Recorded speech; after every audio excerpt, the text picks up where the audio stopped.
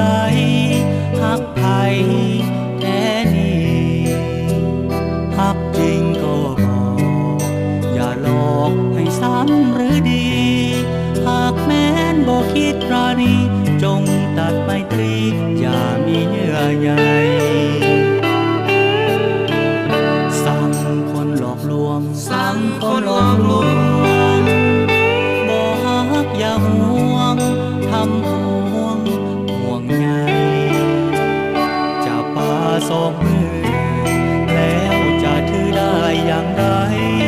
บ่ฮักจงหลีกทางไปแนวคนหลายใจบ่ปรารถนาผู้นี้ก็สู้ผู้นั้นก็สู้บ่ฮู้เมื่อใดจะไข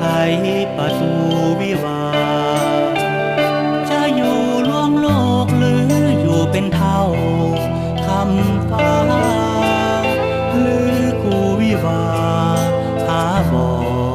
พบผ่านสั่งคนหลายใจสั่งคนหลายใจบ่ฮักบ่ใครแล้วอย่าลวงกันแม้นบ่ฮักแท้จงแก้โซ่สายสัมพันธ์ให้คลายบ่วงออกจากกันกราบสัวเสวันอย่าพบกันเลย